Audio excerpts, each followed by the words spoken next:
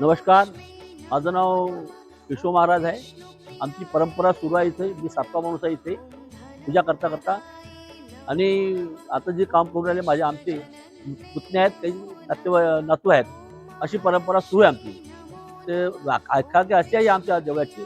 हे आई देवी स्वयंभू मूर्ती आहे आणि दर नवरात्रात आईचा मनोकामना जोत लागते. आणि हे जे आता जे नवरात्र येऊन राहिले याचे चैत्र नवरात्र, हे सगळ्यात जास्त मोठे नवरात्र आहे आपले मराठी माणसाची किंवा सगळ्यात. आणि जे जे अश्विन नवरात्र येते ते सेकंड आहे.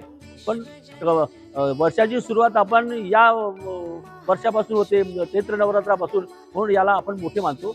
अगोदर यात्रा 1.25 महिना भरत होती याची यात्रा. आता 15 दिवसाची यात्रा राहते. आणि 30 तारखेपासून सुरू होणार आहे, मार्चच्या 30 तारखेपासून. तर मार्चच्या एप्रिलच्या 6 तारखेपर्यंत नवरात्र आहेत. आणि पहिल्या दिवशी आईची घटस्थापना होते आणि पहिल्याच दिवशी आईची मनोकामना ज्योत लागते. ही मनोकामना ज्योत अशी आहे की सगळ्याची मनोकामना जी जी लोकांची काही भावना लोकांनी केली असेल ती आई पूर्ण करते. त्याच्यामुळे आपण याला मनोकामना ज्योत म्हणतो. पण आईची अशी आहे, आख्यायिका आहे. आणि पावती या नवरात्रात आणि पुन्हा या नवरात्रात नाही, पण 14ला आईचे स्वयंभू दर्शन होते. ते बहुतेक 11 तारखेला आहे या वर्षीच्या. स्वयंभू दर्शन सकाळी 6 ते दुपारी सकाळी 10 वाजेपर्यंत राहते. आणि त्याच्यानंतर तो शृंगार होते. शृंगार झाल्यावर दुसरी आरती होते. आणि ते स्वयंभू दर्शन फक्त वर्षातून 2च वेळा होते, असं आईची आख्यायिका आहे. यावर्षी सुद्धा तेच प्रथा सुरू आहे. आणि धाडीतले लोक येतात त्यावेळेस आमच्या इथं टिपूर लागते त्याला.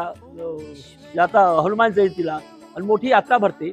नवरात्र अश्विन नवरात्र चैत्र नवरात्र झाल्यावर 14ला स्वयंभू दर्शन, धाडीतले लोक येतात, पातोळे लोक येतात, महार येते, बाहेर येते, तिथं मोठी भरता जायची आणि टिपूर लागते आणि मोठी यात्रा भरती. अशी आख्यायिका आहे.